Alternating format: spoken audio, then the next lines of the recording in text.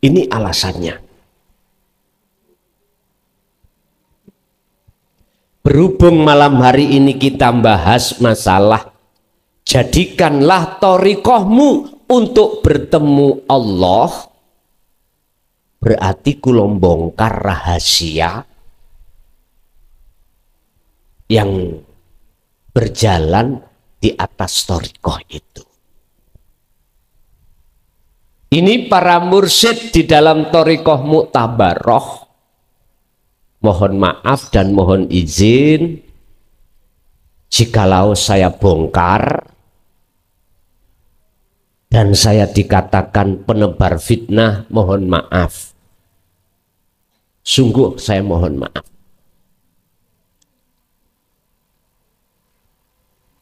Jikalau ini nanti bisa diterima, monggo. Jikalau tidak bisa diterima, saya mohon maaf. Saya mengatakan ini tidak dari akal nafsu saya, ndak. Saya katakan ini betul-betul dari wahyu inti Allah. Jikalau saya ditengarai membuka rahasia thariqah, mohon maaf. Karena selama ini entah saya tidak tahu apa sebab alasan yang dianggap sir, di dalam sir itu katanya nggak boleh dibahas.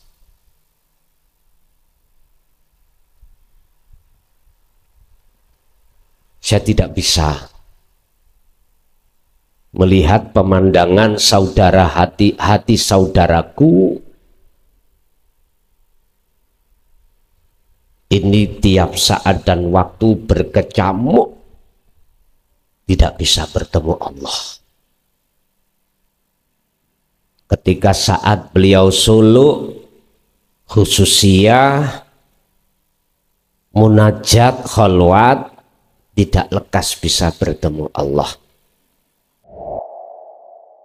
Bismillah, alhamdulillah, la khawla wa la quwwata illa billah. Asyhadu an la ilaha illallah wa asyhadu anna Muhammadan abduhu wa rasuluh. Allahumma salli wa sallim wa barik alaihi wa ala alihi wa ashabihi ajma'in. Rabbi shrahli sadri wa yassirli amri wa hlul 'uqdatam min lisani yafqahu qawli. Shadaqallahul 'azim. Amma ba'd. Hadratul muhtamin dumateng para alim, para ulama, sesepuh bini sepuh, asatid wa asatidah, tokoh masyarakat, tokoh agama sewilayah Kabupaten Caruban, Madiun, Kecamatan Caruban,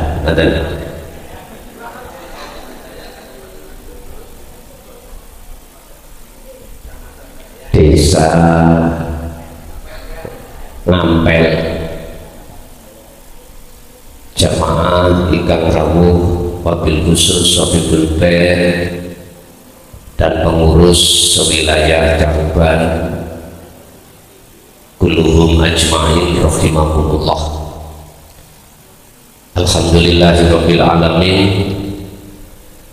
Puji syukur dumateng Gusti Kang Maha Agung, di mana kita pada malam hari ini masih diberikan satu ma'unah fadilah yang berupa kita dikumpulkan dalam satu majelis dalam rangka taklim muta'alim, ngaji bareng tentang noto ati, yang pada malam hari ini kami akan membahas jadikanlah thariqahmu untuk bertemu Allah. Entah thariqah sampean apapun, jadikanlah thariqahmu untuk lekas bertemu Allah. Hal ini Allah sampaikan di dalam surat Al-Maidah ayat 35. Iki masalah thariqah. Nanti masalah bagaimana caranya bisa bertemu di dalam thariqah nanti dijawab di dalam surah Al-Ahzab 41-42. Tapi sebelumnya izinkanlah kami sedikit mengurai tentang masalah kesadaran diri manusia, bahwasannya manusia itu Allah didik dari hukum dohiriyah untuk jasmaniyah, dari hukum hakikiyah untuk ruhaniyah. Jadi nanti yang kubahas adalah khusus ruhaniyah.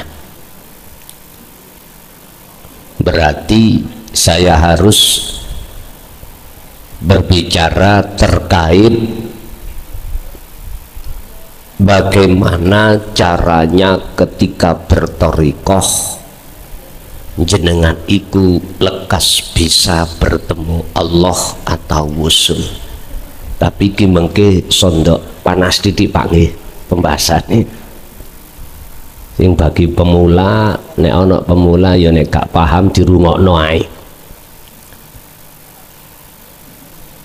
Nanti kalau sudah paham mesti butuh keterangan iku mungkin. Sebelum kami berbicara terkait bagaimana cara untuk berjalan di atas wasilah atau thariqah bisa bertemu Allah, terutama saya harus berbicara masalah thariqah dulu. Kalau dalam surat Al-Maidah disebut al-wasilata, jalan atau thariqah. Apapun thariqah jenengan, yang jelas disebut thariqah adalah sebuah jalan penghubung antara si salik dengan Allah. Bagaimana caranya bisa wusul? Sebelum kami juga berbicara thariqah pada umumnya mulai A sampai Z yang diakui sebagai thariqah muktabaroh, saya tak terlebih dulu berbicara apa thariqah yang dilakukan Kanjeng Nabi itu. Sebab thariqah zaman sak mangke A sampai Z itu belum pernah muncul pada saat zaman kanjeng Nabi. Apa thariqahnya Kanjeng Nabi? Ini lewat satu ayat, wa ma umiru illa liya'budullaha mukhlishina lahuddin. Niki thariqah Kanjeng Nabi itu adalah bisa jadi lewat ibadah murni ataupun tidak murni. Iku jalan yang masuk di dalam murni seperti sholat, zakat, puasa, haji, baca Quran, tahlilan, manakipan dan lain sebagainya, murni. Artinya murni, tidak ada urusan-urusan yang bercampur dengan urusan dunia. Ini disebut murni. Lah Rasulullah itu ketika jasmaniyahnya melakukan ibadah murni, tetapi ruhaniyahnya itu bertemu Allah.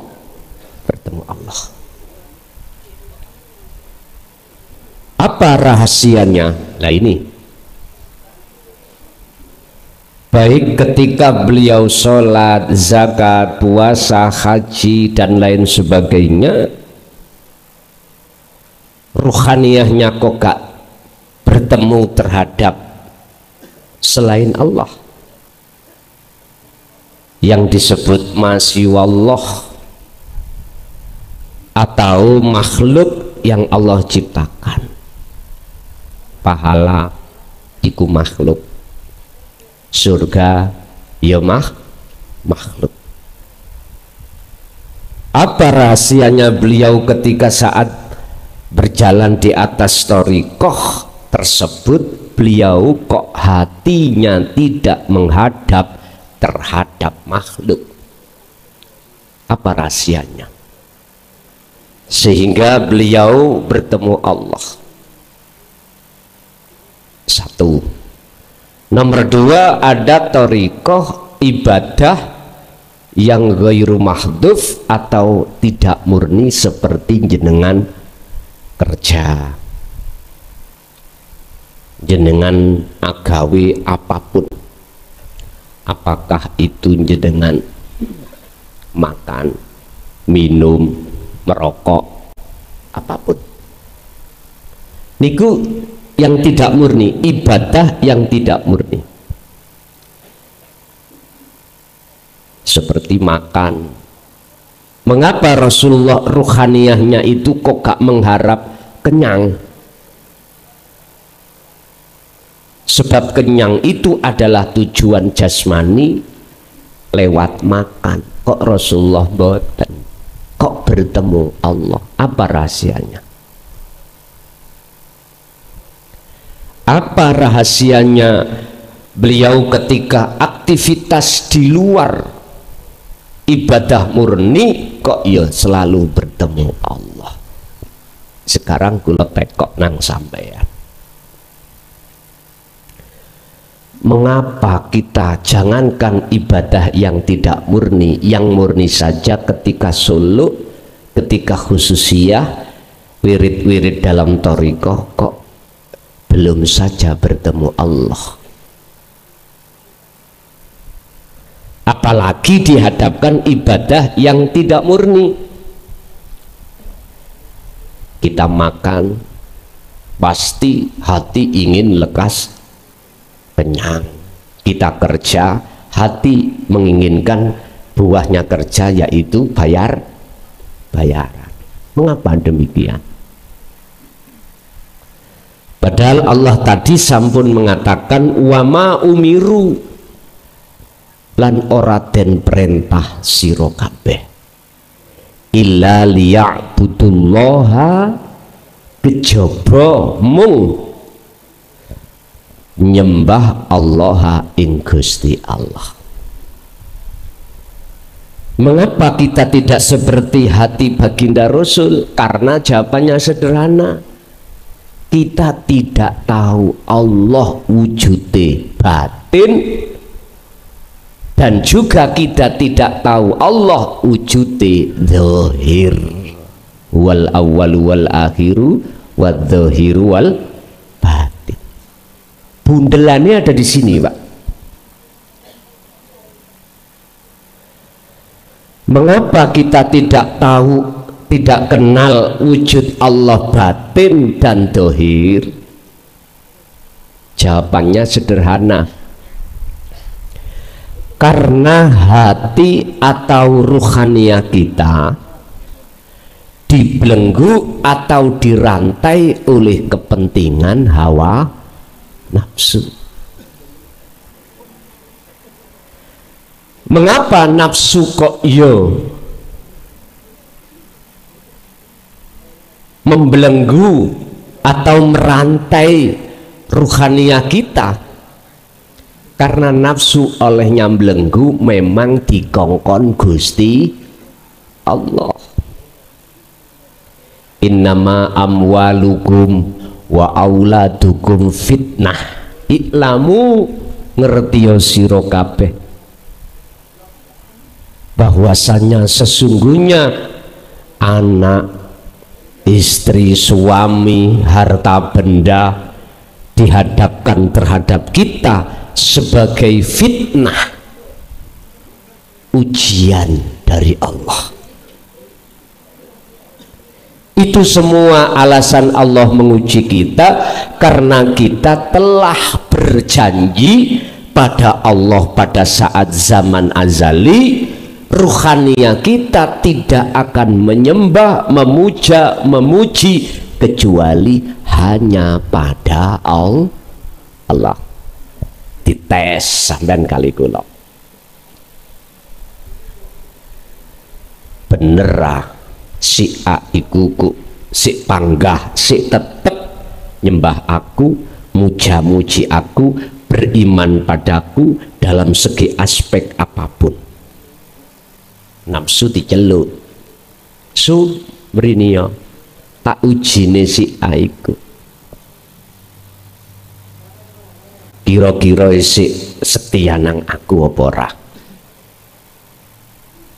Nah iblis diceluk Gusti Allah kengken nggodha Nabi Adam ya seperti itu. Makanya dalam ayat lain Allah katakan kullu nafsin dha'iqatul maut. Niki nek cara syariat maut niki matine jasad dari dunia ini, Pak. Kita dikubur di tanah. Tapi hakikat maut iki matine ruhaniyah jenengan. Matine hati kita. Dikatakan hati yang mati, tak kala kita ibadah murni atau tidak murni, kita nggak bisa bertemu Allah.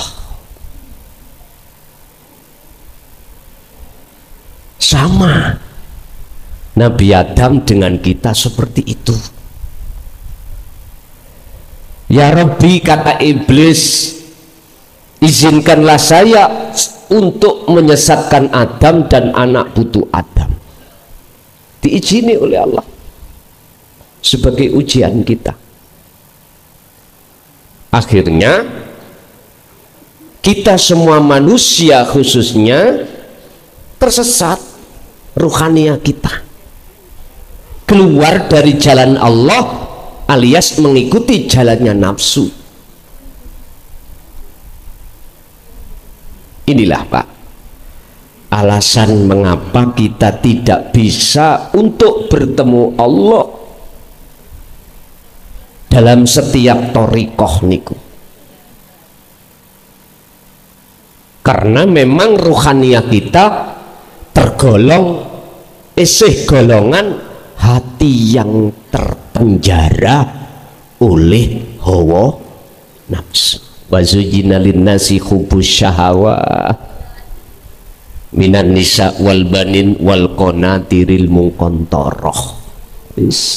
Itu yang dijadikan nafsu hubbus syahawah ini, supaya hati ruhaniyah sampai ikut cinta terhadap kehidupan dunia. Illa ibadaka minhumul mukhlasin, kecuali ya Allah, aku tidak akan bisa menyesatkan hambamu yang hambamu ini sudah sadar bahwasanya kehidupan dunia ini hanya fata morgana. Hati loh Pak, aku gak ngomong jasad, hati. Itulah hamba yang kau pilih. Itu Al-Hijr ayat 40. Hamba yang dipilih oleh Allah adalah hamba yang ketika masuk di dalam thariqah apapun, menjalankan ibadah murni atau tidak murni, dia itu hatinya tergolong hati yang ikhlas. Ini Pak,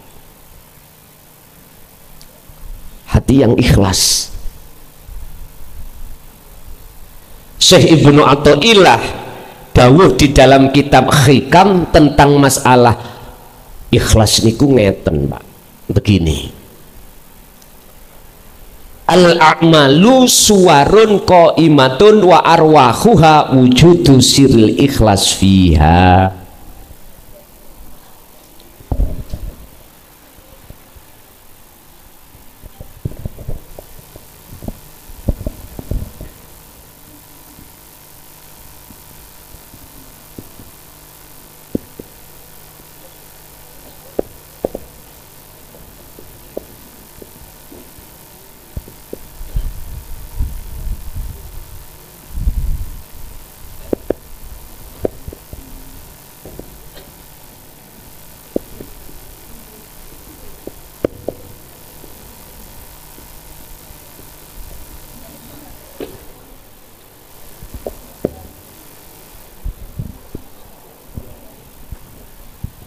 Dawe ngeten.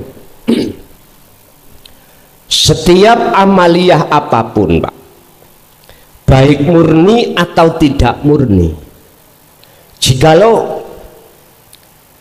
ibadah yang seperti itu tidak ada wujudu siril ikhlas fiha, wujud ikhlas, laksana seperti patung yang tidak bisa berbuat apa-apa.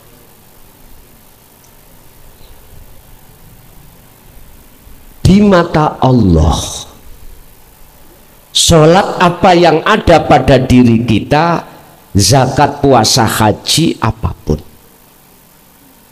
atau ibadah yang tidak murni, di mata Allah tidak ada nilainya, tak kala tidak ada wujudnya siril ikhlas.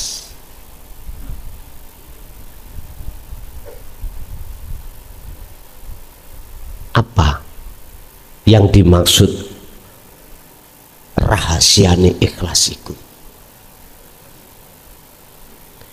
Yakfur bit taghut wa yu'min billah,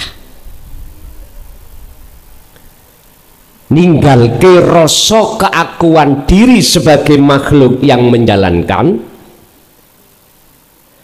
baru menetapkan rasa keakuannya Allah yang menjalankan. Ini loh ikhlas.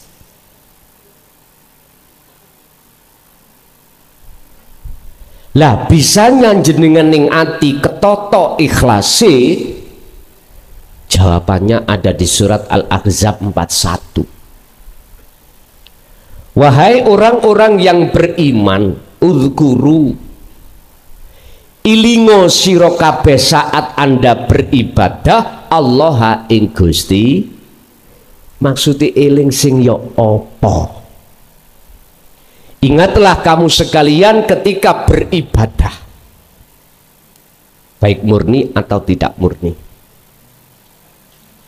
Yang dimaksud ingat di sini, ingat yang bagaimana. Ini loh Pak, untuk memunculkan rasa ikhlas di dalam hati jenengan nanti, sehingga mesti ketemu Allah.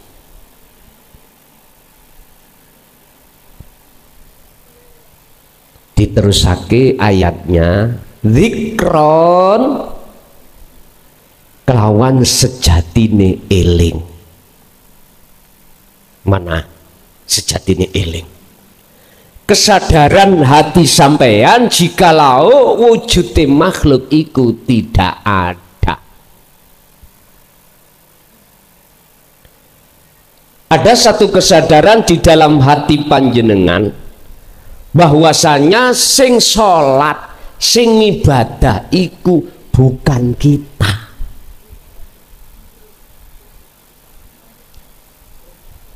Nah terus siapa? Urip.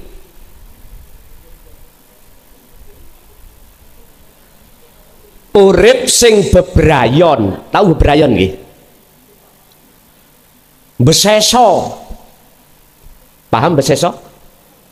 Ngebeki sih gak paham. Melimputi diri jenengan.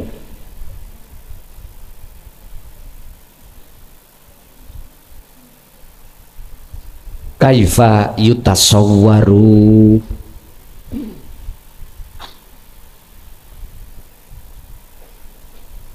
ayah jabuhu. Apa mungkin Pak Gusti Allah iku ditutupi kelawan perkara bikuli syai'in, dengan sesuatu. Padahal wahuwa khali utawi Allah iku alladzi dzat hidup sing limputi sesuatu. Nggak mungkin.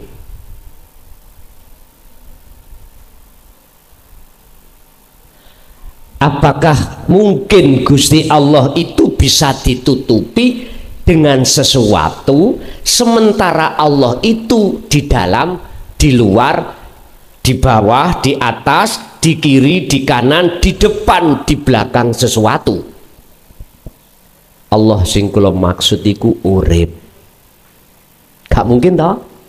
Gak mungkin. Tapi mengapa kita tidak tahu? Kebanyakan umat Islam, karena jawabannya ngeten, innal ladina kafaru sawaun alaihim a'anzartahum am lam tundirhum la yu'minun. Orang-orang yang ingkar terhadap ajaran ilmu sejati, yaitu aidinut tauhid, ajaran ilmu untuk mengesahkan urip, mengesahkan Allah, dikandani, dinasehati, diajarkan atau tidak, tetap la yu'minun, tidak percaya. Ini persoalannya. Lebih suka hati manusia itu mendengarkan seruan nafsune daripada seruan uripe. Niki kebanyakan di situ. Akibat kita menolak ajaran tentang ilmu kaweruh, ilmu dinu tauhid,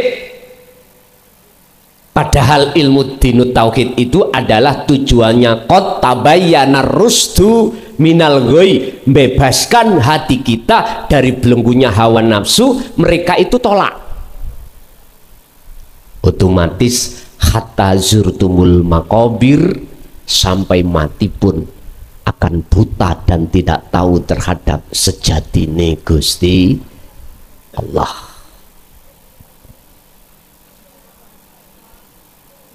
Ini alasannya. Berhubung malam hari ini kita bahas masalah jadikanlah thariqahmu untuk bertemu Allah, berarti kula bongkar rahasia yang berjalan di atas thariqah itu. Ini para mursyid di dalam thariqah Mu'tabarrah, mohon maaf dan mohon izin jikalau saya bongkar dan saya dikatakan penebar fitnah, mohon maaf. Sungguh saya mohon maaf. Jikalau ini nanti bisa diterima monggo, jikalau tidak bisa diterima saya mohon maaf. Saya mengatakan ini tidak dari akal nafsu saya, ndak. Saya katakan ini betul-betul dari wahyu inti Allah. Jikalau saya ditengarai membuka rahasia thariqah, mohon maaf. Karena selama ini entah saya tidak tahu apa sebab alasan yang dianggap sir, di dalam sir itu katanya nggak boleh dibahas.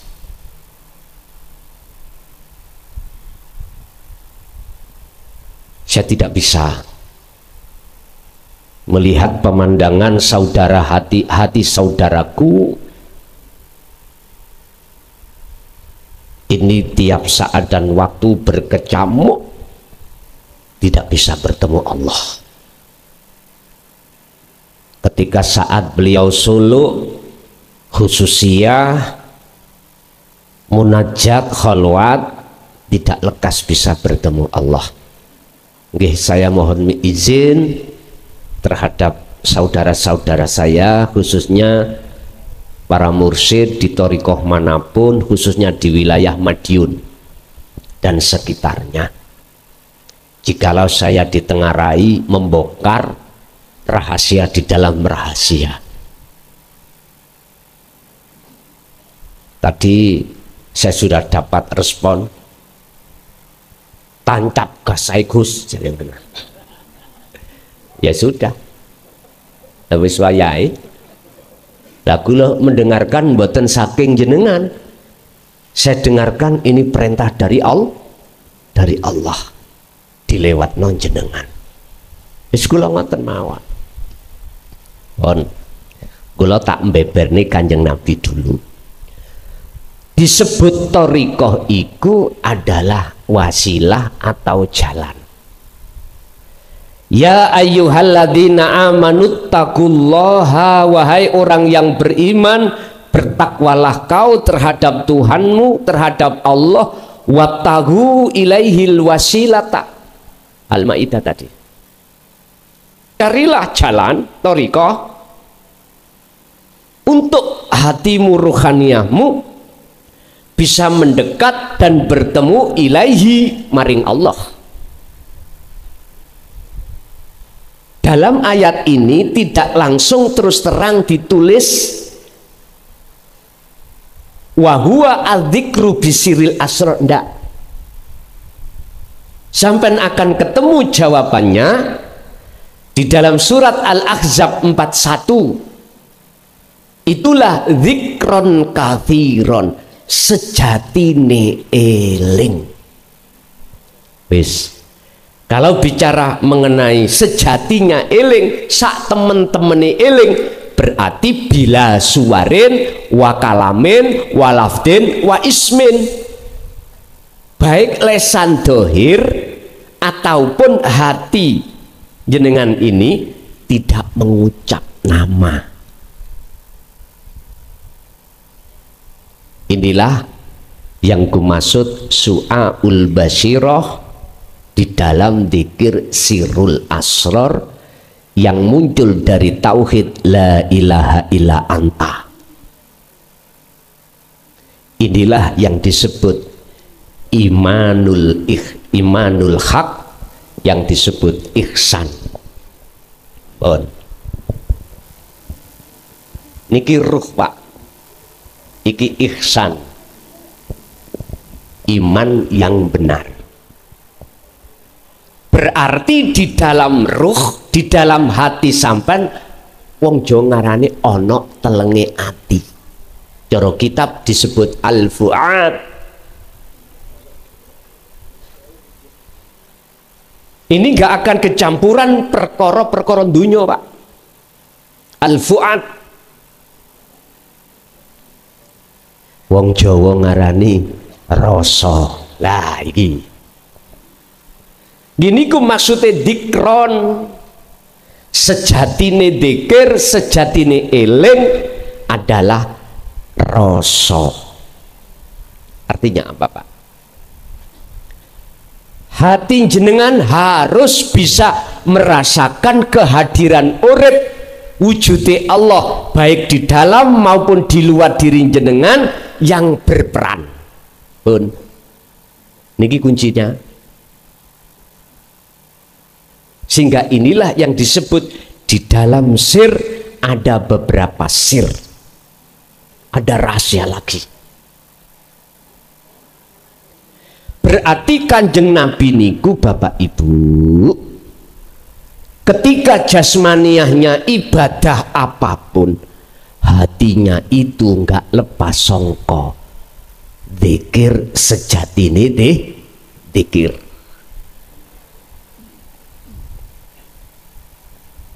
Bon.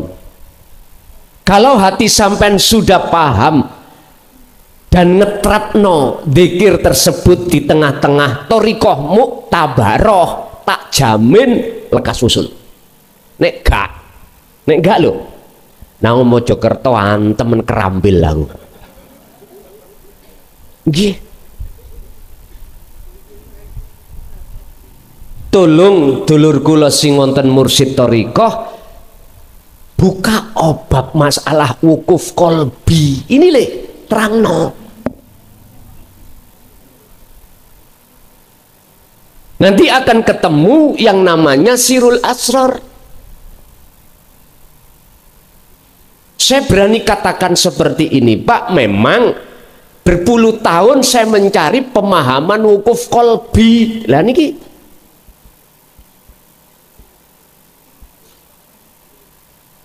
setelah Allah kasihkan, maka Allah perintahkan untuk menyampaikan. Sehingga sekali lagi saya tidak mengurangi rasa hormat terhadap beliau-beliau. Mohon maaf dan permisi, aku akan buka bundelan niki. Sebab banyak di luar sana kita yang berthariqah mutabaroh,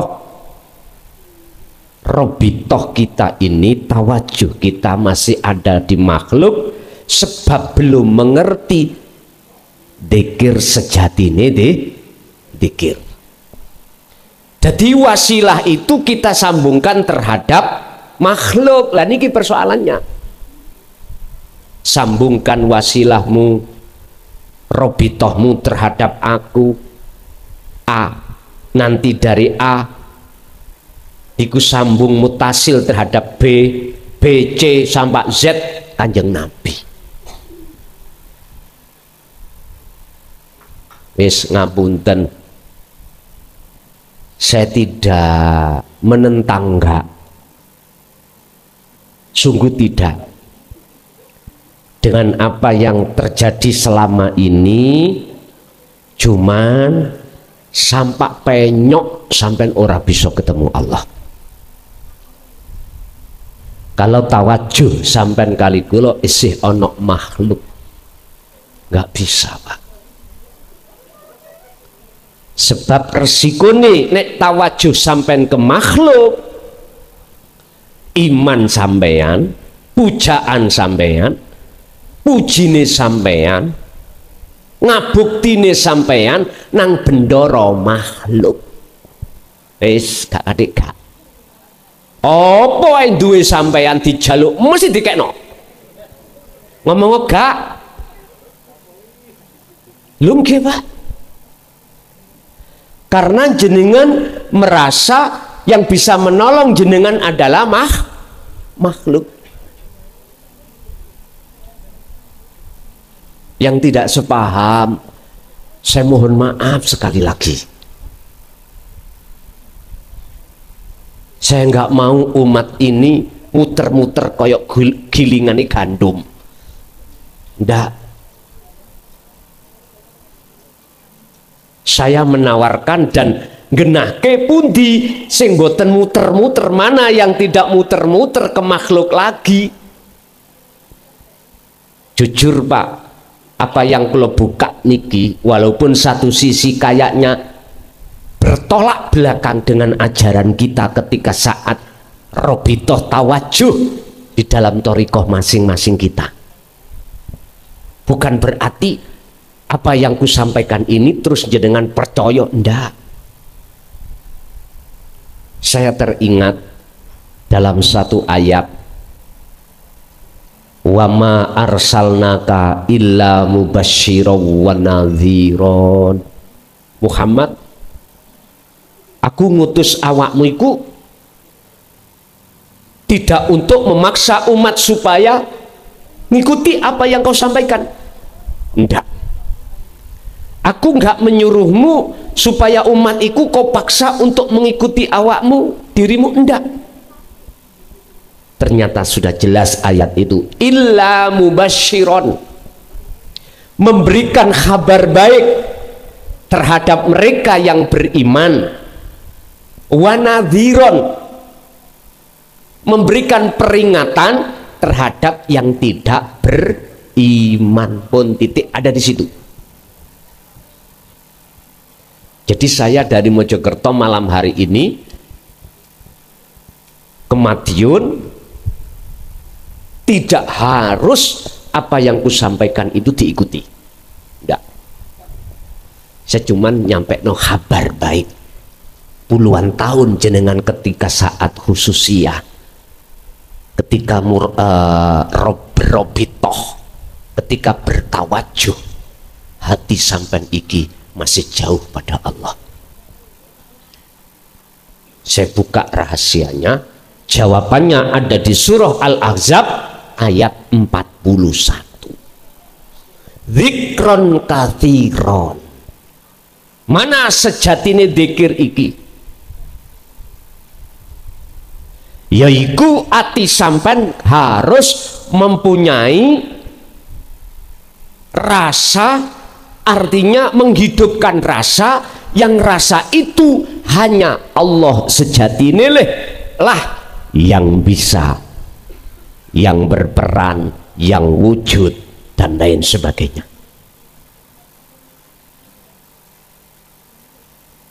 Otomatis jikalau hati jenengan menghadirkan Allah di dalam diri jenengan, otomatis saat itu juga keakuan, rasa keakuan kita sebagai makhluk yang melakukan khususiyah, suluk, zikir hilang. Inilah yang dimaksud Allah dalam surah Al-Baqarah 257. Allahu waliyul ladina amanu yukhrijuhum minadh-dhulumati ilan nur. Utawi Allah wujute sing ana njero ati sampean fakot, maka kegelapan hatimu terhadap Allah yang menyebabkan gelap, yang menyebabkan hatimu tidak tahu wujute Allah, itu Allah hilangkan. Minadh-dhulumati menuju ilan nur. Nur itu cahaya padang. Itu maksudnya sing sapa wonge mau untuk berzikir sirul asrar di dalam hatinya, ketika saat dia berzikir jahri atau sirri di dalam thariqah apapun, maka Allah akan menyalakan nur makrifat di dalam jagate ati iki. Sing tujuannya adalah menghilangkan wujude makhluk di dalam hati jenengan kali kula, yang tadinya kita itu beriman bahwasanya makhluk iku wujud. Bingung sih? Nek bingung ngombe kopi dulu. Ngaji niki gak kenek diprontok-prontok Pak ya. Santai mawon. Ampun terlalu sepaneng, santai. Sing rokokan sampean santai, enjoy merokok. Tapi sampai nek ngaji babakan ilmu dohir, ilmu syariat, ojo maneh rokokan ngombe utawa mangan disentak ambek kiai sampean. Wis tah pau enak penak nek ngaji babakan ilmu kaweruh niku nyantai, subuh kelakon nih. Ya siap mawon Pak. Tapi mesake ibuke benjing masak Bu nggih.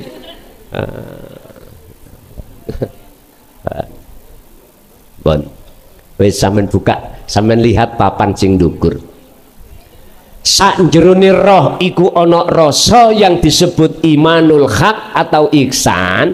Ini kalau terus sampean asah di tengah-tengah thariqah apapun, maka sak jerone imanul haq, ihsan atau rasa iku ada nur makrifat atau cahaya. Allah akan menyalakan cahaya makrifat atau nur ini jikalau hati sampeyan iku purun ngecoki dzikir niki. Walaupun jenengan gak usah dzikir jahr, gak usah dzikir siri, sampai cukup lewat wasilah thariqah ibadah murni atau tidak murni, nek ati iki terus ngasah dzikir sirul asrar, disitulah Pak nur makrifat itu akan Allah nyalakan. Nek gak, nek Allah boten, kalau Allah tidak menyalakan, keliru wabek janjine Allah. Pundi janjine Allah? Janji iki sing dilakoni Kanjeng Nabi. janji iki sing digawe teladan Kanjeng Nabi. Pundi? Al-Ahzab 21. Laqad kana lakum fi Rasulillahi uswatun hasanah. Mana suri tauladan contoh Kanjeng Nabi iki yang bagus itu yang mana? Nek malam hari ini niku kan mau idul hasanah. Apa? Ngelmu sing dibahas. Lah nek uswatun hasanah, jikalau uswatun hasanah contoh langsung. Ayo sing guru mrene, tak kei contoh. Situ ae. Sing guru. Ojo selemu. Lanang ae. Nek lemu, engko nek kebablasan sapa sing njunjung. Monggo, Mbah. Niki saged dilih mriki. Tolong dipindah mawon. Mriki teng sisih mriki. Mriki. Mriki, Mbah. Sampeyan lenggah mriki ngajeng mriko. Mepet, Mbah. Mepet nggih. Niki uswatun hasanah. Anu mohon Mbah sebujung. Nggih, wis ngoten mawon, nyantai. Nggih. Niki uswatun hasanah lho ya. Mbah, mungkin nek mati nuntut mboten sampean? Mboten. Mboten nggih. Ngoten nggih. Nggih. Sing lebetake nafas lan sing ngetokno niku sinten nek mboten urip. Lah ngoten Mbah nggih. Sing yang mengeluarkan dan memasukkan nafas itu hanyalah Allah. Kita makhluk itu nggak bisa berupaya untuk mengeluarkan dan memasukkan nafas itu. Oleh karena Allah itu laisa kamitslihi syai'un, maka banyak manusia tidak tahu wujudnya Allah di dalam dan di luar nafas itu.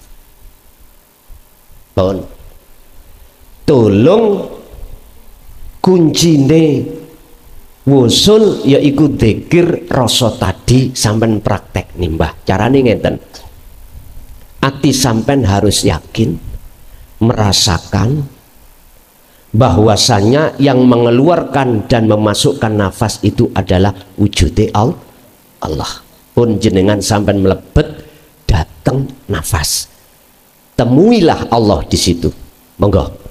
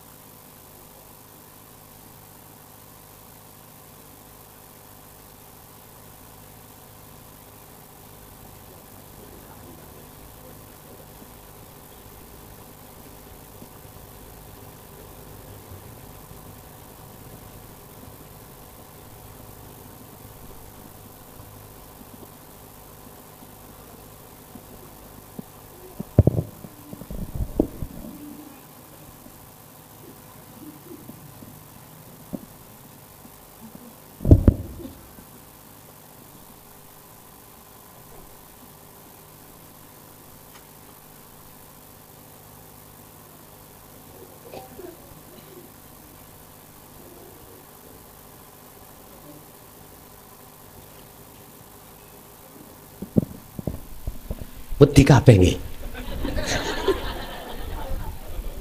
Ini gua mati sedilut mawon paling gak ono semenit Mbah. Pun Mbah jenengan kuntur mriko Mbah.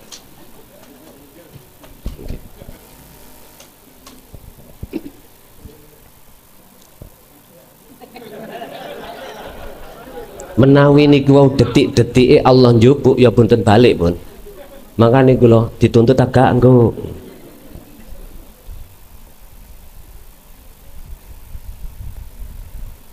ketika jenengan iki khususia harus fana Pak, keakuan sampean. Kalau jenengan belum bisa keakuane iku fana, mboten saged musul.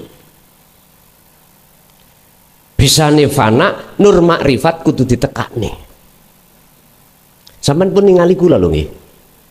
Saya dengan jenengan sami makhluk. Yang agawi seperti itu gak ada lagi kecuali Allah. Saya itu sifatnya la haula wala quwata. Bisanya terjadi ini tadi illa bil. Nah disitulah. Sing kono wedi. Masalahnya koyok petik dibel. Niku proses pelepasan diri, Pak.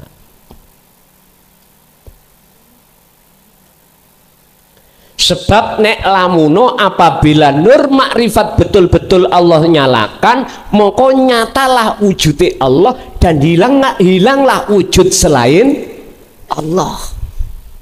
Sama dengan niki lampu. Kalau lampu ini menyala, maka gelap itu nggak ada. Gelap itu sifatnya makhluk. Dalam kitab Hikam beliau dawuh, al-kaunu minal mukawwanat kulluhu zulmatun. Makhluk iku sejatine iku ora ono.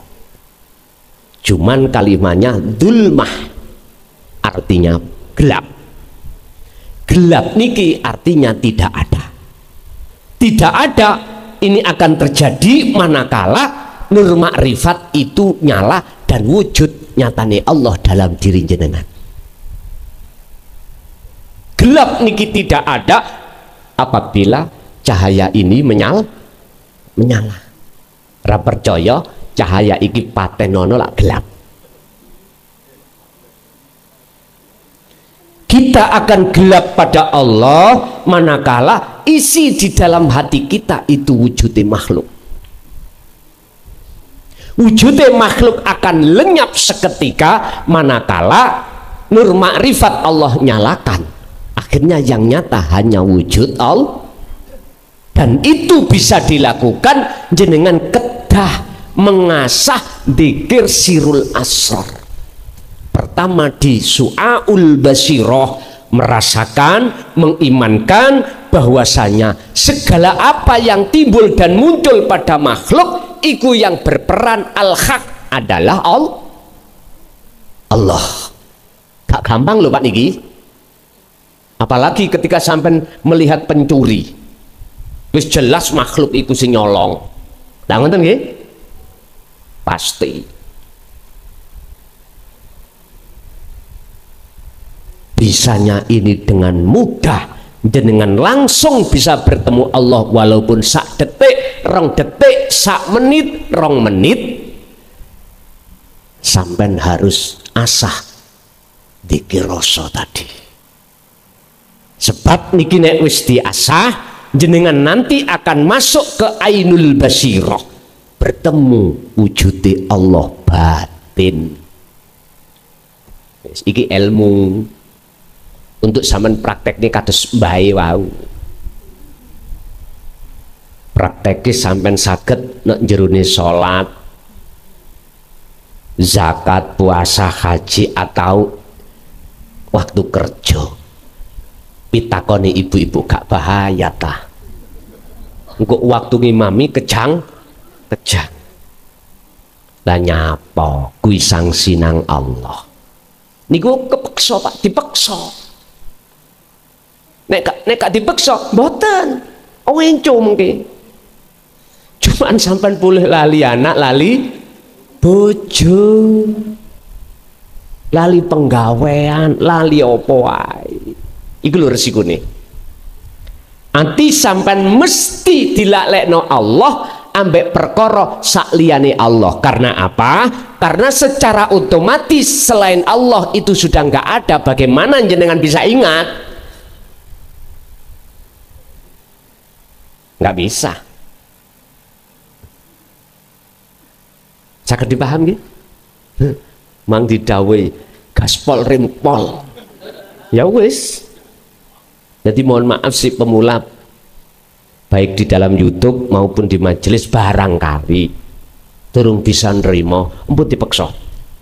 Nyantai ae ge rokokan, nyantai ibu didamel mbuh napa kono.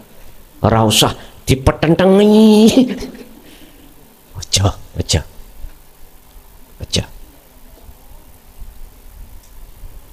Bapak Ibu hadirin jamaah rahimakumullah. Saya punya jaminan kalau itu pasti akan bertemu Allah walaupun sedetik, walaupun semenit. Jikalau jenengan iki betul-betul melakukan sesuai dengan petunjuk apa yang telah dilakukan Rasulullah pundi telah dari Kanjeng Nabi. Terus no ayat wau Al-Ahzab 21. Liman kana yarjullah, ini telah dari Rasul. Hati jenengan itu harus liman kana yarjullah, hati jenengan harus dan wajib ada keinginan untuk bertemu Allah. Tidak semua orang, Mbak, artinya pengen ketemu Allah, nggak semua orang. Mayoritas itu, Pak, kita sebagai manusia itu pingin ketemu mewah kehidupan dunia iku lho. Padahal wis dikandani ad-dunya mataul ghurur, iku bojo nang awakmu, dan itu nggak akan kekal. Petu ono sing kekal. Buktine ketika kita sedo mati, semua apa yang kita petui tadi, yang kita temui kemewahan dunia, pabrik Pak sak Madiun wek sampean dewe, bis para wisata sampean duweni beberapa unit, yon sewu, anak yang lucu-lucu banyak sekali, istri suami, jebule ya napa nek sampean mati.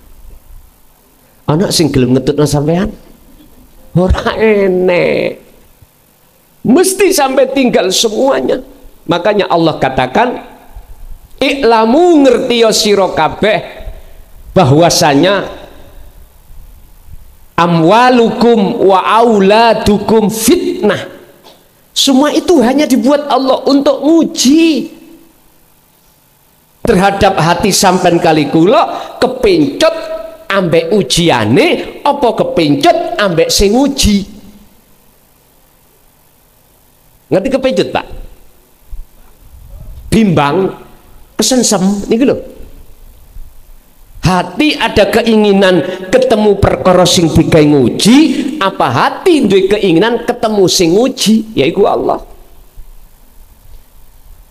Saya ulangi, hanya hati yang sudah mengenal dzikir Pak, kuncinya dzikir, sejatinya dzikirlah yang di dalam hatinya akan terbangun rasa keinginan bertemu Allah. Akhirnya Allah tanamkan dalam hati sampean iku sifat rindu ning hati. Nikilah teladani Kanjeng Nabi.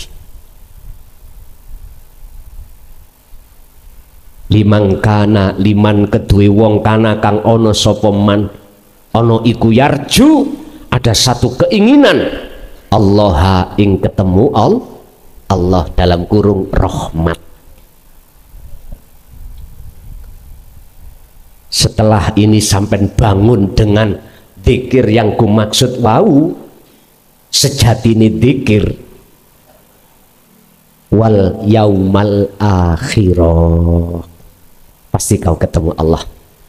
Artinya sampai akan masuk masa waktu di mana Anda itu masuk alam akhirat di dunia ini.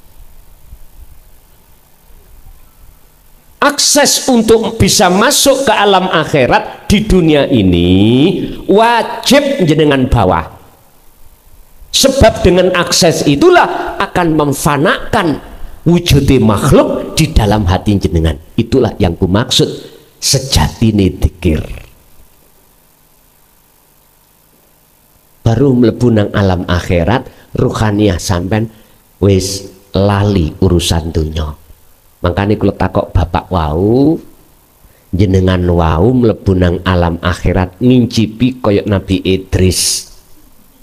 Sampai detik iki Nabi Idris mboten purun nang donya.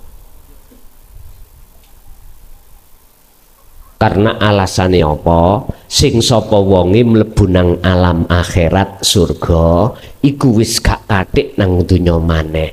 Pinter Nabi Idris, sandale dikarekno. Ketika di dalam donya nuntut sandal kula teng mriko. Akhire dilebokno maneh. Mbok ana kono sapa sing wis mlebu yo gak oleh metu. Hadi sampai saiki Nabi Idris mboten nang donya, ana akhirat. Lah alam akhirat iki yo ning alam donya niki, Pak. Kacamata hakikat lo ya. Kalau nggak percaya, oke, ayo kita bahas ayatnya. Wa min waraihim barzakhun ila yaumi yub'atsun. Secara syariat alam akhirat itu nanti setelah kita mati. Nah tadi jenengan mati, oke. Masuk ke alam barzah. Barzah itu adalah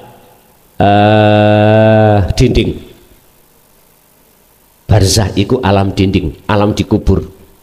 Artinya jenengan wau tak aturi supaya menanggalkan keakuan diri lewat dzikir tersebut. Oke.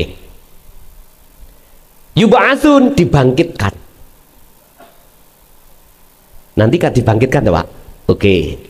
Jenengan wau dibangkitkan ruhaniyah dari belenggunya hawa nafsu, dari barzah. Bangkit.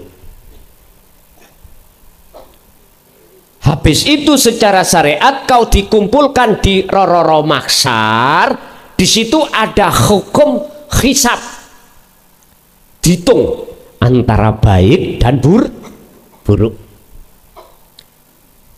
Jenengan berhubung wis gak ngakoni, wujudnya makhluk wis gak ono, hanya Allah. Masa Allah itu menghisab dirinya? Lah sampean gak wis gak ngaku-ngaku toh? Mana yang dihisab? Ya ini akhirat. Lah kula tanglet dateng jenengan wau, sandal sampean mboten keri. Nek sampean keri, mesti balik maning. Wis kadung seneng ana kono, asline sampean mboten pengin metu asline. Saking penake, cuman secara jasad sampean tingali processing kados mekaten wau. Bedekno. Nazak ya kuwi ta. Nazak. Cepoti roh dugi jasad iki. Makane kula wau nggih ngeten kok. Sing kuru wae. Engko bae kebablasan nek lemu kan junjungane abot.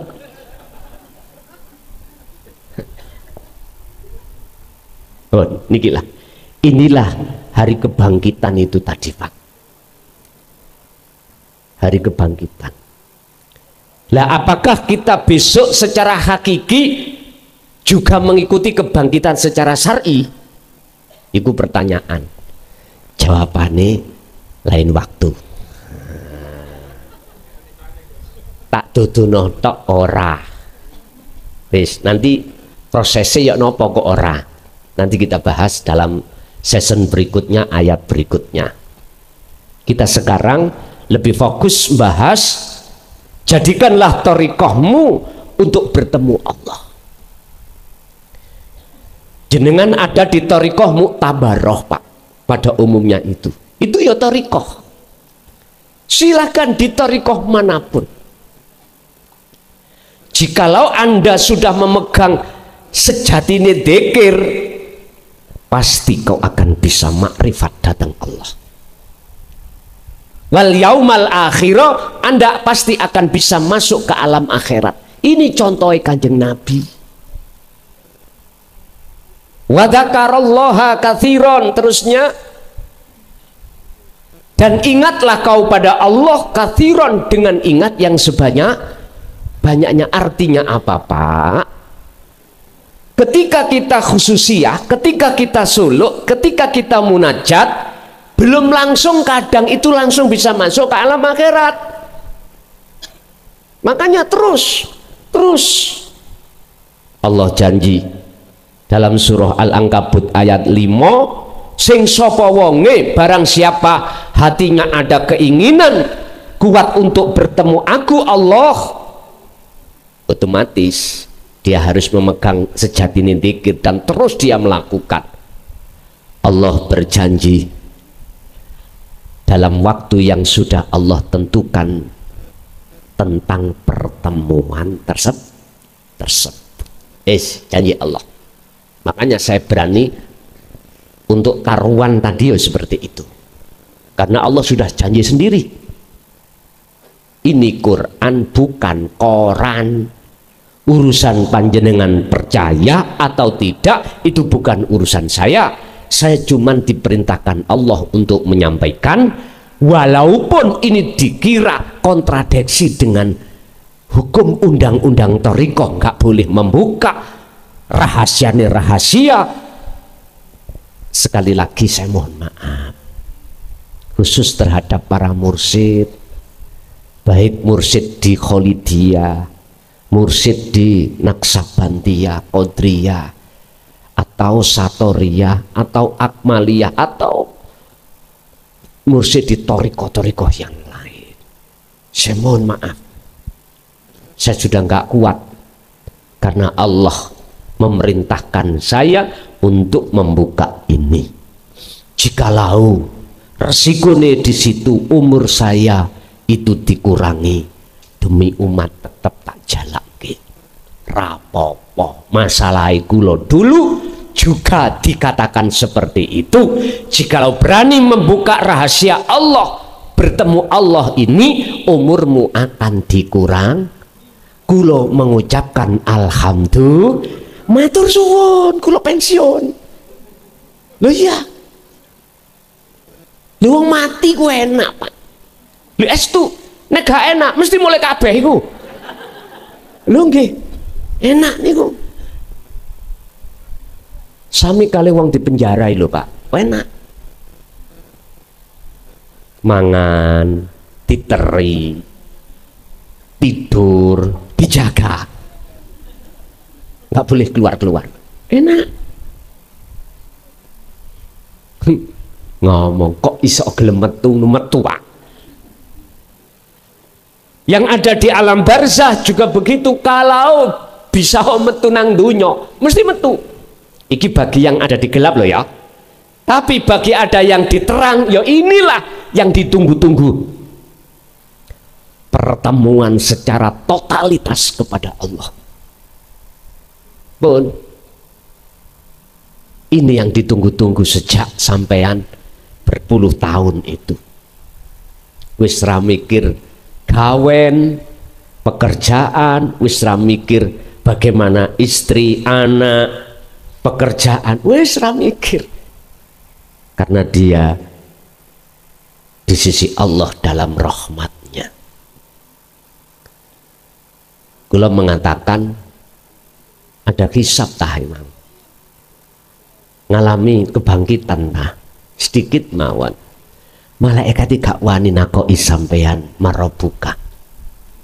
Saya kuluna alladziina qalu udkhuluha bisalamin aminin. Justru Gusti Allah iku ngongkon malaikat dawuh ngeten, udkhuluha do mlebu sira kabeh ing rahmat. Rahmat iki berarti bertemu Allah. Bisalamin kelawan selamat, aminin kang sentausa, nggak ada penghalang. Mak kejat-kejet ya, mak plus. Lagi mang kok bablas tenan ya. Ya dikubur Pak. Sinten sing gelem ambu batang. Nek wis wayahe koyo ngeten iki ya langsung mati pun boten balik. Lah sekarang pertanyaannya adalah kapan jenengan masuk ke alam akhirat sebelum datangnya kematian? Wa anibu ila rabbikum wa aslimu lahu min qabli ayatiyakumul adab. Surat apa itu? Lekaslah kau menemui Allah di alam akhirat wa anibu dan balio sira kabeh ila rabbikum maring pangeran sira kabeh wa aslimu lahu dan pasrahkanlah kau pada Tuhanmu, pada Allah. Min qabli ayat tiakumul adab, sebelum datangnya satu perkara yang mengagetkan. Apa? Kematian. Makanya sampeyan takon mesti kaget delok koyo ngono mau. Masalahnya mati.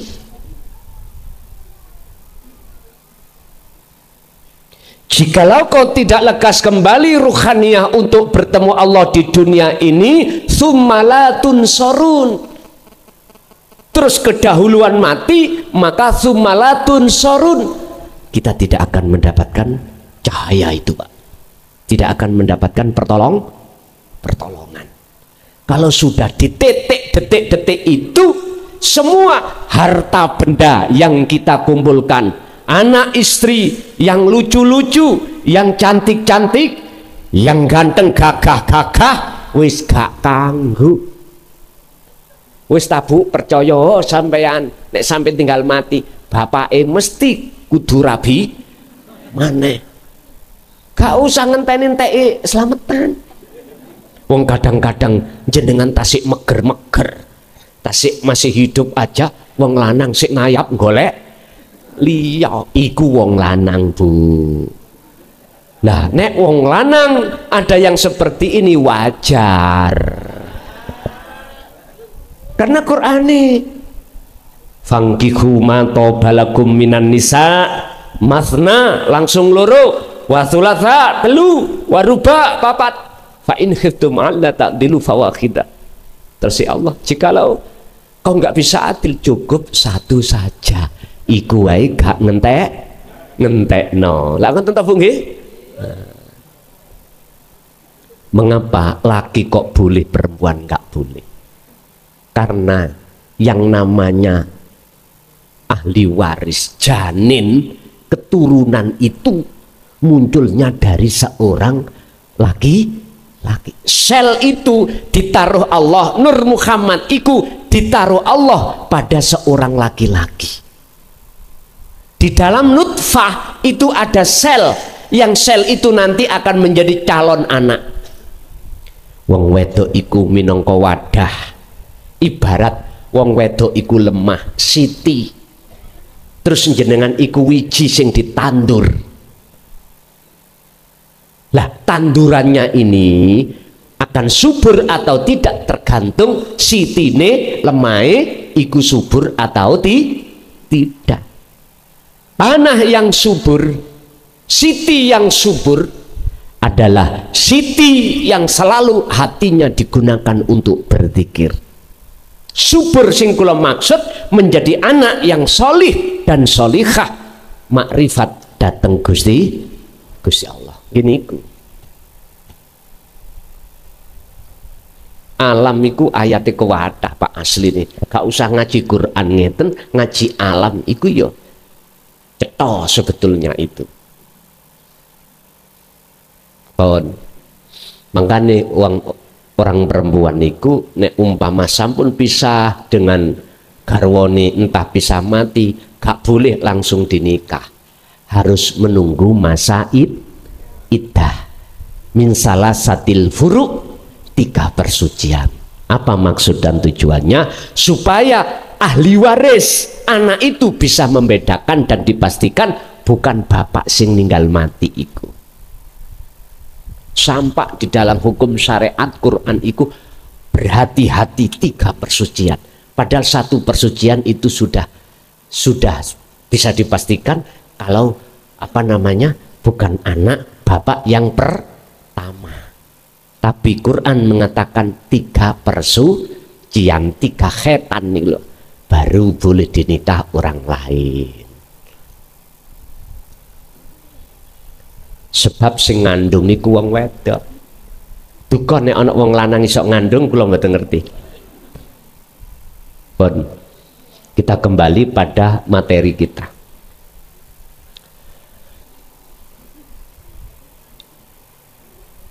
Ketika ruh dikatakan membawa Dzikir rahasiane dzikir, yaiku sejatine dzikir. Ini Allah terangkan juga di dalam surah Al-An'am ayat 79 yang sering sampean baca sebelum sampean baca Fatihah ketika saat sholat habis takbiratul ihram. Jenengan ini diperintahkan untuk menghadap terhadap Allah. Ini wajhatu wajhiyah.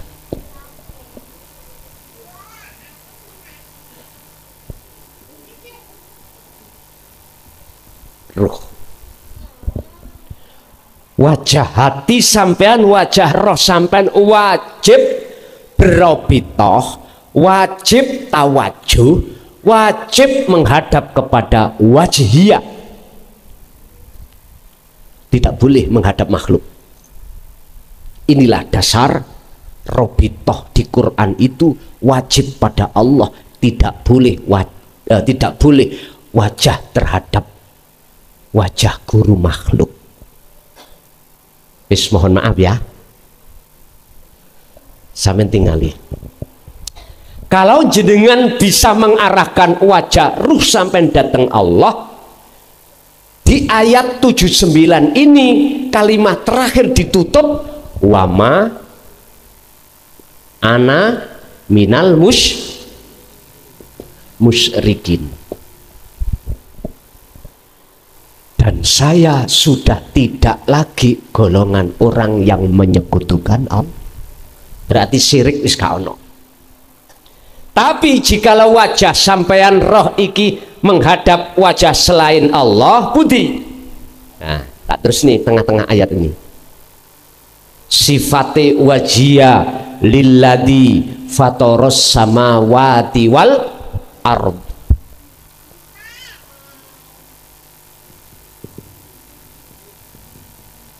Niki, kalau wajah roh sampean iku menghadap sifate Allah, bukan wujute Allah. Mana sifate Allah? Lilladzi maring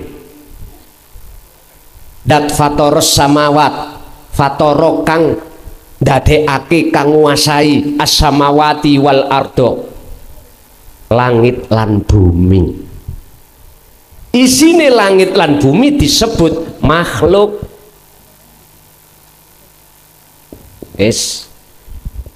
Nek ati sampai niki madhep makhluk, bah makhluk guru A nang B nang C, terus sanad ya, mutasil sampai Z Rasulullah. Aku tanya, makhluk napa bukan itu? Ya wis. Jikalau menghadapnya ruh pada samawati wal ard, apa jawabannya ayat? Manafi niki mboten nenten, Pak.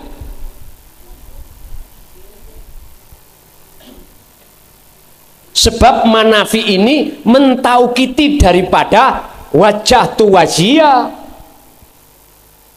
Berhubung wajah sampean kali kula menghadap samawati wal ard, Allahu akbar, mangane sampean jangan heran kalau eling wedhuse, eling sapine, eling bojone, eling gendakane, eling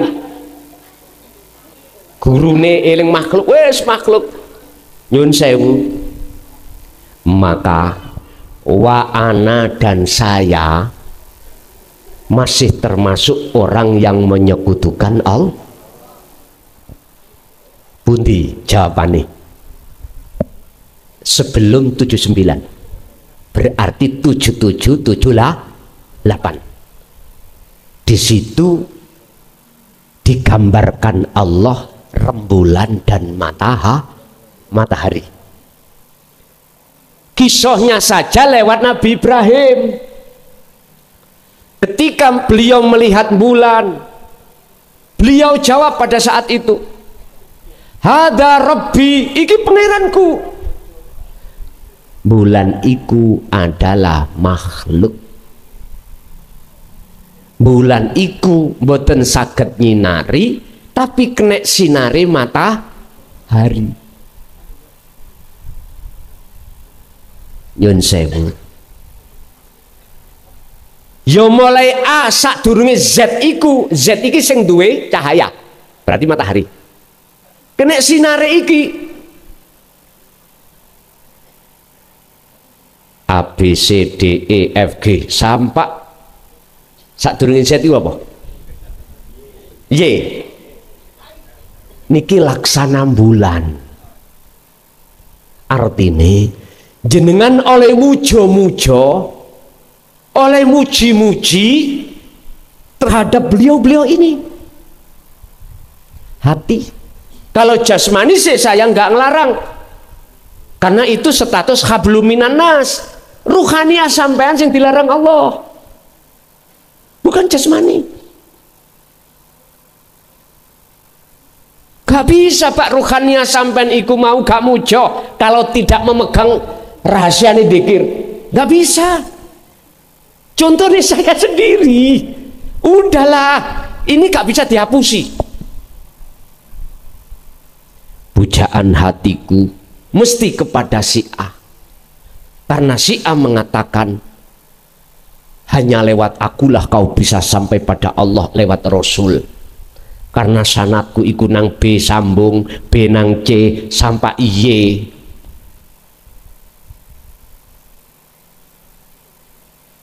Inilah yang kudapatkan. Mungkin jenengan ya seperti itu. Kalau hanya secara jasmania, terima kasih matur suwune nang makhluk, podo makhluke monggo. Cuman ruhaniah yang tidak boleh. Khusus ruhaniah iki robito sampai langsung pada hidup wajiyah itu. Anda akan bisa wajiyah sampai wajiyah harus membawa akses. Aksesnya adalah rahasiane iling pun titik niku. Makanya dalam toriko itu ada pembahasan wukuf kolbi. Wukuf iku mandek, ati sing kudu mandek. Sampai terangno para mursyid, jenengan terangkan supaya murid ini ketika suluk boten terbelenggu. Ngapunten ingkang kewadah ya. Jikalau saya ditengarai gaya perkara ora diundang lho gak paten, gak ngaji wis matur su, akhirnya kula saged kelon kali bojo ning ngeten iki. Mun saged balas lho Mbah, kula Mbah. Pagi, siang, sore kerja, malam berangkat. Saged kula mek njawab ambung tok. Nggih, kate berangkat mi ambung itu ndak. Sekalian pamit ngeten iki kundur ndugi griya umike sampun tilem tak delok kate tak ganggu ya sakno capek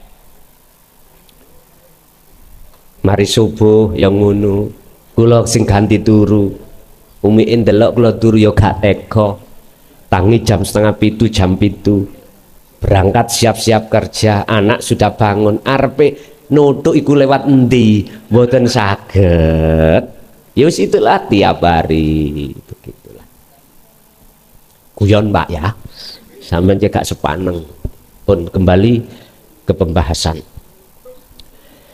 Jadi cara untuk alasan Allah menyalakan nur makrifat dalam hati sampeyan cuman di sini.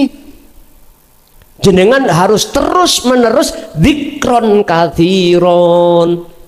Kan Al-Ahzab 41 kan dzikron di belakangnya ada katsiron. Berzikirlah kau sebanyak-banyaknya. Dengar tenda. Lampat duanya fasabbihuhu bukratan wa asila. Di dalam sebanyak-banyaknya itu lakukan baik siang maupun malam. Siang masuknya adalah waktu jasad sampai repot urusan dunya ya niki sing dimaksud topo ning nggon papan rame Wa asila, malam juga begitu, berzikirlah. Artinya ketika jasad ini sudah prei, gak gembul urusan dunya, gak repot urusan dunya, ini yang dimaksud topo ninggon sepi. Wis, dadi dzikir iki terus.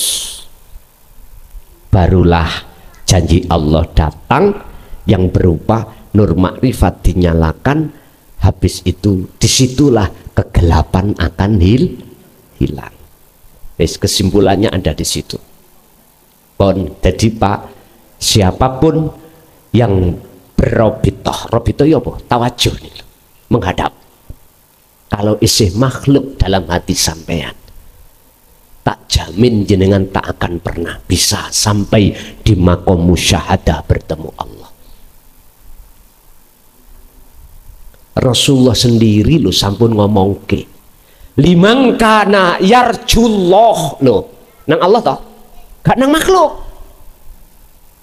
Wal yaumal akhirah, dengan begitu kau akan bisa masuk ke alam akhirat di dunia ini. Jadi alam akhirat ini hanya bisa terjadi pada hamba yang Allah kehendaki, yaitu hamba yang manakala nur ma'rifatnya itu dinyalakan oleh Allah.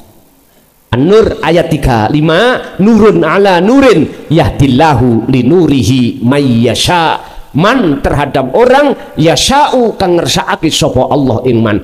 Berarti orang yang ruhaniyah bisa masuk ke alam akhirat di dunia ini hanyalah hamba yang dikehendaki oleh Allah. Siapa hamba yang dikehendaki? Az-Zumar 18, yaitu alladzina yastami'unal qaula, dialah yang telah mendengarkan ajaran ilmu tauhid ini dan beriman, lalu fayat tabi'una aksanahu, mereka laksanakan dengan bentuk dzikir wau, kholwat tahu tadi, suluk tadi atau khususiyah tadi, dengan membawa rahasiane dzikir. Inilah yang dimaksud fayat tabi'una aksanahu, baru kepanggil.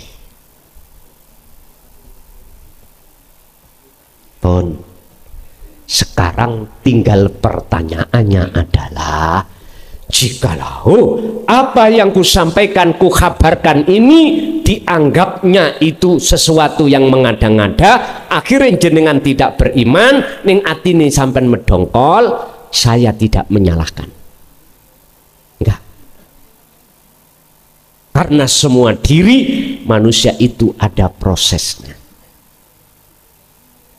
Tapi kalau boleh saya berkomentar, sampai kapanpun jenengan, jikalau berzikir apapun, jikalau tidak mengerti sejatine dzikir, nggak akan bisa sampai pada Allah.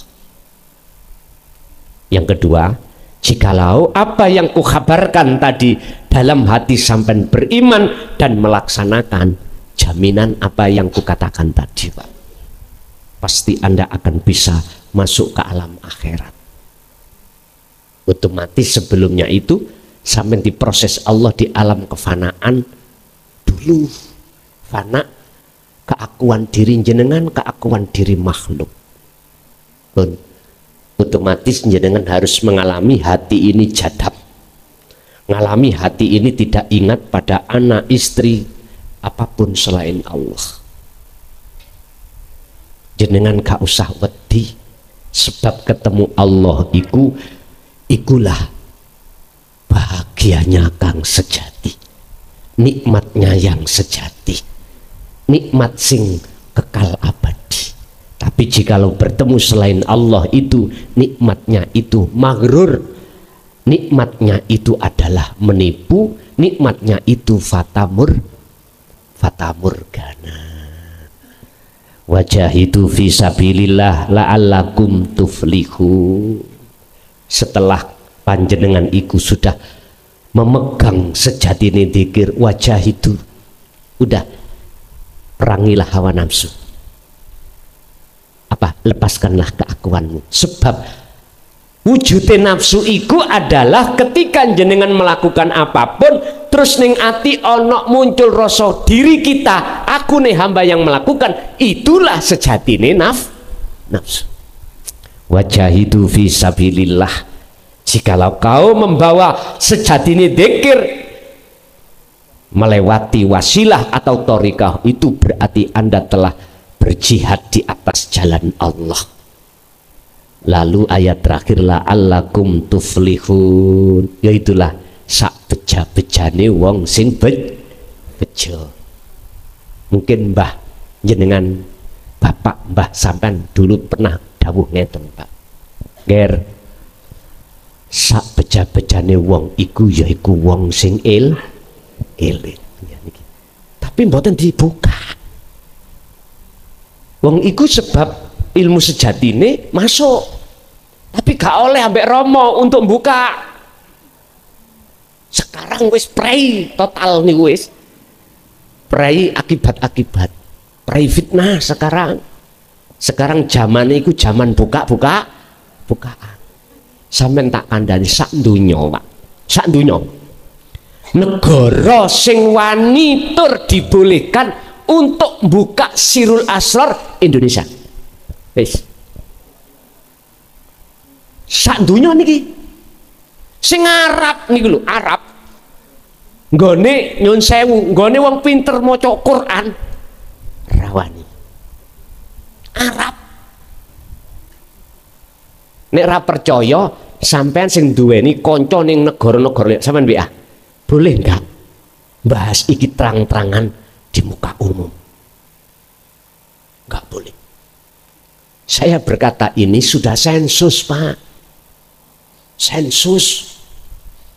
Satu-satunya negara yang diperbolehkan gelar bahkan ngomong rahasianya Allah cuman di Indonesia. Wis, titik. Titik ning Indonesia. Wis. Indonesia.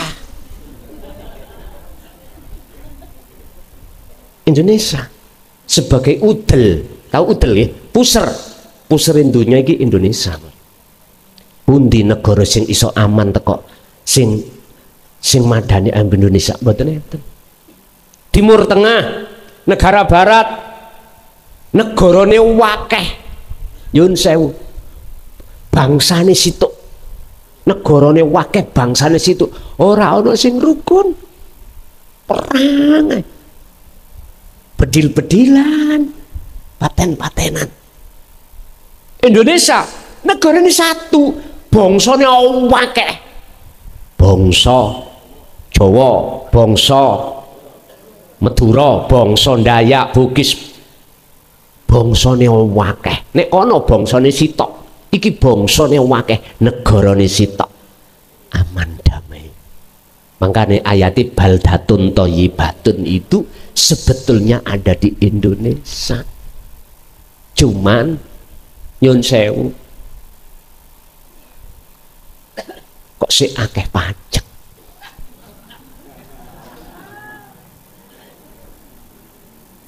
Dereng baldatun, Pak, thayyibatun dereng. Nanti tidak ada pajak kalau Nabi Isa turun, baru bebas no pajak. Sekarang jangankan tempat tanduran apapun nuyuh lho dipajak. Wong kadar liwat lho dipajak. Wis mungkin nek wis ketemu presidene iku Nabi Isa baru bebas pajak niku. Baru nanti gak dikongkon bayar. Wis dan lain sebagainya. Iki cara hakikatnya tak unggahno. Apa hakikatnya iki? Yes, banyak yang tersinggung nanti. Rapena estu rapena. Bon. Sing penting kita bagaimana sebelum meninggal ini betul-betul ruh sampean iku sudah menghadap kepada Allah. Minimal di dalam sholat, minimal. Sallu kama ra'aitumuni usolli. Terus Kanjeng Nabi sholat sira kaya dene kuwi ningali aku bagaimana saya sholat itu. Jawabannya ya inni wajjahtu wajhiya. Inilah cara berobitoh, Inilah cara bertawajuh Kanjeng Nabi terhadap Allah lewat thariqah manapun. Jadi mangan iku ya thariqah, mungguh Kanjeng Nabi, ya.